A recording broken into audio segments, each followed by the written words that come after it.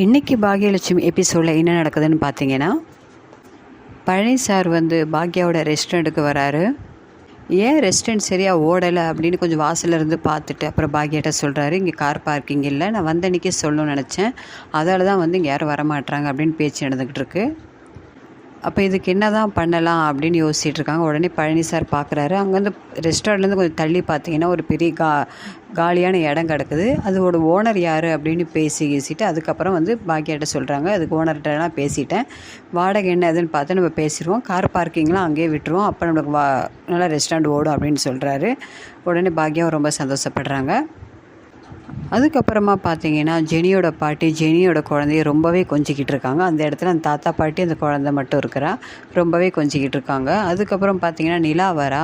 நிலா வந்தோடனே அந்த குழந்தைய தொட்டு கொஞ்சம் போகிறா. அன்னைக்கு அவங்க பாட்டி பயப்படுறாங்க, எதுவும் கண்ணில் கை வச்சிடக்கூடாது, குழந்தைக்கு எதாவது ஆகிடக்கூடாது, கொஞ்சம் நகர்ந்து போமா அப்படின்னு சொல்லிக்கிட்டு இருக்காங்க 2-3 வாட்டி. இதை ராதிகா பார்த்துடுறாங்க.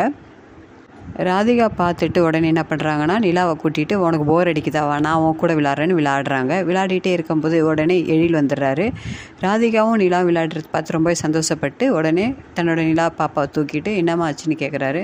உடனே அவனால் சிரித்து பேசிகிட்டே இருக்கும்போது உடனே சொல்லிடுறா, பாட்டி என்னை திட்டாங்க அப்படின்னு சொல்கிறா. உடனே எழிலோட பாட்டி என்ன சொல்கிறாங்கன்னா, நான் திட்டலைப்பா, கையை தொட்டு விளையாடிட்டு இருந்த பிள்ளைக்கு கண்ணுங்கில பற்றக்கூடாது, அதை தான் நீ தூரப்போன்னு நான் சொன்னேன், வேறு எதுவும் நான் சொல்லலை, அதுக்குள்ளே பாரு உன்ட்ட எப்படி போட்டு கொடுத்துட்டா பாரு அப்படின்னு அவங்களும் சொல்கிறாங்க. உடனே எழில் ஒன்றும் சொல்ல மாட்டார்.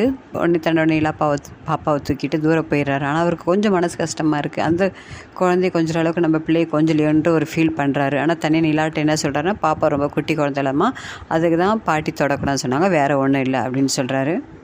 உடனே பார்த்தீங்கன்னா கோபியோட க்ளவுட் கிச்சன் தான் காமிக்கிறாங்க. அங்கே நல்ல கேட்ரிங் இந்த பிஸ்னஸ்லாம் நல்லா போயிட்டுருக்கு. இந்த கேட்ரிங் பிஸ்னஸ் எல்லாம் போயிட்டுருக்கும்போது அங்கே உள்ள செஃப்பு எது புதுசாக காலிஃப்ளவர் ரெடி பண்ணி ராதிகாட்டையும் கோபிகிட்டே கொடுக்குற, இது டேஸ்ட் பண்ணுங்கள் எப்படி இருக்குது அப்படின்ட்டு. அப்போ அவங்க 2 பேரும் டேஸ்ட் பண்ணிவிட்டு நல்லா இருக்குது அப்படின்றாங்க. கோபி ரொம்பவே பாராட்டுறாரு அந்த செஃப்பை, ரொம்ப டேஸ்ட்டாக இருக்குது இந்த காலிஃப்ளவர் அப்படின்ட்டு.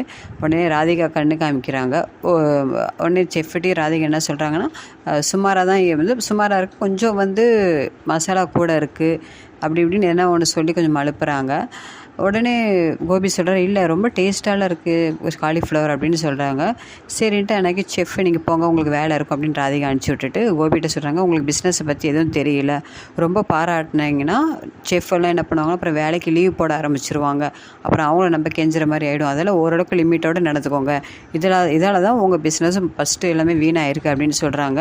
அப்படியே கோபி யோசிக்கிறாரு, ஒருவேளை இவ சொல்கிறதும் கரெக்டாக இருக்குமோ அப்படின்ற மாதிரி யோசிக்கிறாரு. ஓகே வியூவர்ஸ், இன்றைக்கி எபிசோடில் இவ்வளோ தான் போட்டிருக்காங்க. இந்த வீடியோ பிடிச்சதா என்னோட சேனல் மறக்காமல் சப்ஸ்கிரைப் பண்ணுங்கள், லைக் பண்ணுங்கள், ஷேர் பண்ணுங்கள், கமெண்ட் பண்ணுங்கள்.